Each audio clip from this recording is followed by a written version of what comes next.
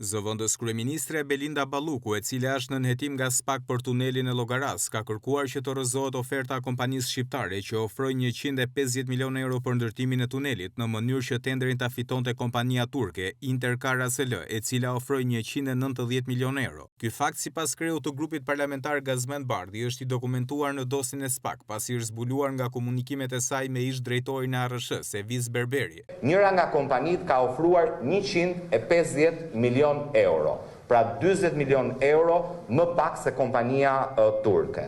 Dhe zonja Balluku thot na ka prishur punë kompania e fundit, pra në vend që të kujdesej për të kursyer 40 milion euro, e konsideron si ka prishur punë dhe i thot duhet të skualifikohet për mos përmbushje kriteresh.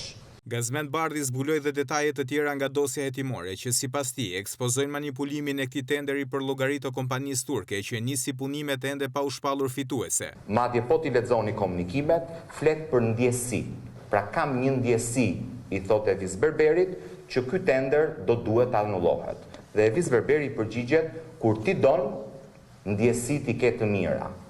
Ka në dosje komunikime të zonjës Balluku me kompaninë turke gjatë fazës ku procesi i prokurimit ka qenë ende i hapur.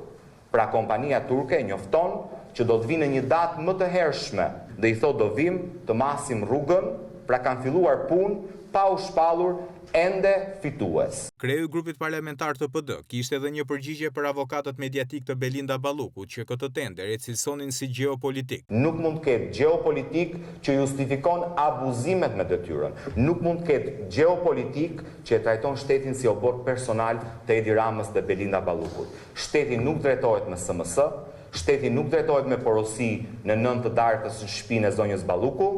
Shteti nuk drejtohet në mënyrë primitive, shteti drejtohet me rregulla, me ligje dhe me garë të barabartë. Antarësimi në BE na kërkon garë të barabartë. Zëvendës kryeministre Belinda Balluku është në nënhetim për tenderin 190 milionë euro për tunelin e Llogaras, ku ajo akuzohet për shkelje të barazisë në tendera.